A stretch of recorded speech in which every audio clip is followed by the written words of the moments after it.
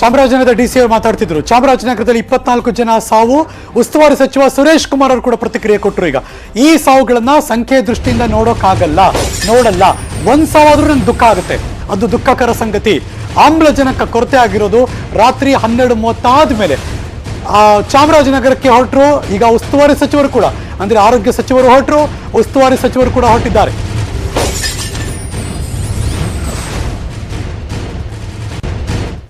ನಿನ್ನೆ ರಾತ್ರಿ ಇದು ಕೊರತೆ ಆಗ್ತಾ ಬಂದಿದೆ ಅಂತ ಗೊತ್ತಾದ ತಕ್ಷಣ ನಾವೆಲ್ಲರೂ ಕೂಡ DC ಎಲ್ಲರೂ ಕೂಡ ಪ್ರಯತ್ನ ಪಟ್ಟು ಸುಮಾರು 80 ಸಿಲಿಂಡರ್ಸ್ನ ನಾವು ಜಿಲ್ಲಾಸ್ಪತ್ರೆ ತರಕ್ಕೆ ಸಾಧ್ಯ ಆಯಿತು. ನಮ್ಮ ಹತ್ರ 6,000 ಲೀಟರ್ದು ಲಿಕ್ವಿಡ್ ಆಕ್ಸಿಜನ್ ಟ್ಯಾಂಕ್ ಇದೆ. ಜೊತೆಗೆ ನಮಗೆ ಸಿಲಿಂಡರ್ಸ್ ಕೂಡ ಬೇಕಾಗಿದೆ. ಮೈಸೂರಿನಿಂದ ನಮಗೆ ಈ ಸಿಲಿಂಡರ್ಸು ಸುಲಲಿತವಾಗಿ ಏನು ಬರಬೇಕಾಗಿತ್ತು, ಅದು ಸ್ವಲ್ಪ ತೊಂದರೆ ಆಗಿದೆ. 10-20 ಸಿಲಿಂಡರ್ಸ್ ನಾವು ತಗೊಂಡ್ಬರ್ಬೇಕು, ಚಾಮರಾಜ ಇಟ್ಕೋಬೇಕು, ಆ ಒಂದು ಪರಿಸ್ಥಿತಿ. ಸರ್, ತನಿಖೆಗೆ ಏನಾದ್ರು ಇದನ್ನ ನಾನು ಹೋದ್ಮೇಲೆ ಆ ಒಂದು ಡೆತ್ ಆಡಿಟ್ ರಿಪೋರ್ಟ್ ನೋಡ್ಕೊಂಡು ಖಂಡಿತ ನಾನು ಸೂಕ್ತ ತನಿಖೆಗೆ ನಾನು ಆದೇಶ ಕೊಡ್ತೀನಿ, ಸೂಕ್ತ ತನಿಖೆ ನಾನು ಮಾಡಿಸ್ತೀನಿ. ದಯವಿಟ್ಟು ಪರಿಪರಿಯಾಗಿ ನಾನು ಕೇಳ್ಕೊಂಡಿದ್ದೆ, ಕೊನೆಯ ಗಳಿಗೆಯಲ್ಲಿ ಆಸ್ಪತ್ರೆಗೆ ರೋಗಿಗಳನ್ನ ಕರ್ಕೊಂಡ್ಬರೋದು. ಜೊತೆಗೆ ಈ ಡೆತ್ ಆಡಿಟ್ ರಿಪೋರ್ಟ್ ಬಂದ ಮೇಲೆ ಯಾರ್ದಾದ್ರೂ ಕೂಡ ಕಾರಣದಿಂದ ಈ ಸಾವು ಸಂಭವಿಸಿದ್ರೆ ಅವರ ಮೇಲೆ ನಾವು ಸೂಕ್ತ ಕ್ರಮ ಕೈಗೊಳ್ತೀವಿ. ಯಾರು ತಪ್ಪು ಮಾಡಿದ್ದಾರೆ ನಿನ್ನೆ ಇನ್ನು ಶಾಸಕರ ಎಂಟ್ರಿ ಕೊಟ್ಟಿದ್ರು, ಜನ ಕೂಡ ತರಾಟೆಗೆ ತೆಗೆದುಕೊಂಡ್ರು. ಈಗ ಅವರು ಕೂಡ ಮಾತಾಡಿದ್ದಾರೆ. 24 ಸಾವುಗಳಿಗೆ ಸರ್ಕಾರವೇ ನೇರ ಹೊಣೆ. ಆಕ್ಸಿಜನ್ ಕೊರತೆ ನೀಗಿಸೋದಕ್ಕೆ ಶಾಶ್ವತ ಪರಿಹಾರ ಬೇಕು. ಚಾಮರಾಜನಗರದ ಶಾಸಕ ಪುಟ್ಟರಂಗ ಶೆಟ್ಟಿ ಆಗ್ರಹದ ಹೇಳಿಕೆ. ಈಗ ನೋಡೋಣ, ಬ್ರೇಕಿಂಗ್ ನ್ಯೂಸ್.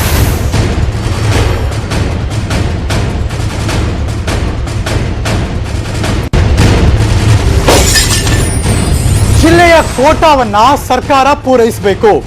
ಚೀಫ್ ಸೆಕ್ರೆಟರಿ ಅವ್ರ ಜೊತೆ ಮಾತಾಡಿದ್ದೀನಿ. ಮೈಸೂರು ಜಿಲ್ಲಾಧಿಕಾರಿಗಳ ಜೊತೆ ನಾನ್ಯಾಕೆ ಮಾತಾಡ್ಲಿ, ಸರ್ಕಾರ ತುರ್ತಾಗಿ ಕ್ರಮ ಕೈಗೊಳ್ಳಬೇಕು ಅಂದ್ರು ಪುಟ್ಟರಂಗ ಶೆಟ್ಟಿ. ಮೈಸೂರು DC ನಾನೇ ನಮ್ಗಿರೋದು ಸರ್ಕಾರ. ಮೈಸೂರು DC ನಮ್ಗೆ DC ಅಲ್ಲ, ನಮ್ಮ DC ನಮ್ಮ ಕೇರಳದ DC ಅವರು. ಇವರು ಅದನ್ನ ಹೇಳ್ಬೇಕಾಗಂತ ನಮ್ಗೆ ನೇರವಾಗಿ ಕೊಟ್ಟಿದ್ದೀವಿ. ನಾನು ನೇರವಾಗಿ ಹೇಳಿದ್ದೀನಿ. ಅವರು ಮುಖ್ಯಮಂತ್ರಿ ಜೊತೆ ಮಾತಾಡಿದ್ದಾರೆ. ನಮ್ಗೇನ ಅಂತಂದ್ರೆ ನಮ್ಗೆ ಬರಬೇಕಾದಂತೆ ನೇರವಾಗಿ ಸರ್ಕಾರದಿಂದ ನೀರು ಹಾಕ್ಬಿಡಿ. ನೀವು ಮಧ್ಯೆ ಹಾಕಿರ್ತೀರಿ, ಅವರು ಅಲ್ಲಿ ತಾವು ಮಿತಿಸ್ಕೊಳಕ್ಕೆ ಆ DC ತಮ್ಮ ಜಿಲ್ಲೆಗೆ ಮಾಡ್ಕೋತಾರೆ. ನಮ್ಮ ಜಿಲ್ಲೆಗೆ ಹೆಂಗೆ ಹೊಂದಿಸ್ತಾರೆ ಅವರು?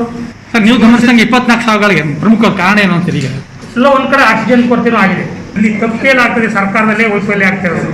ಸರ್ಕಾರ ನೇರವಾಗಿ ಮೈಸೂರಿಗೆ ಯಾಕೆ ನಮ್ಗೆ ಉಳಿಸ್ಬೇಕು, ನಮ್ಗೆ ನೇರವಾಗಿ ನಮ್ಗೆ ಕೊಡ್ತಕ್ಕಂಥದ್ದು ನಾವು ಕೊಡಬೇಕು. ನಮ್ಗೆ 120 ಬೆಡ್ ಆಗ್ತಕ್ಕಂಥ ಆಕ್ಸಿಜನ್ನ 300-350 ಸಿಲಿಂಡ್ರು ಅಲ್ಲೇ ಕೊಡಬೇಕು. ಅದನ್ನು ಕೊಡ್ತಾ ಇಲ್ಲ. ಕಲ್ಲೇರಿಯಲ್ಲಿ ದುರಂತ ಆಗಿರ್ತಕ್ಕಂಥದ್ದು.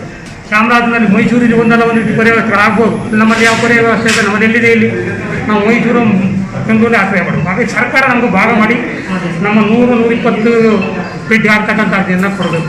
ಏನಾದ್ರು ಜಾಸ್ತಿ ನಾವು ಬೆಡ್ಡನ್ನು ಮಾಡಿದ್ರೆ ಆಕ್ಸಿಜನ್ ಕೊರತೆ ಆಗ್ತದೆ. ಒಂದು ಸರ್ಕಾರ ಏನು ಹೇಳ್ತದೆ, ನೀವು 120 ಬೆಡ್ಡಿನ ಮೇಲೆ ಜಾಸ್ತಿ ಮಾಡಿದ್ರೆ ನೀವೇ ಹೊಣೆಗಾರರು, ನಾವು ಕೊಡಕ್ಕೆ ಬರಲ್ಲ ಅಂತ ಹೇಳ್ತದೆ. ಈ ಪರಿಸ್ಥಿತಿ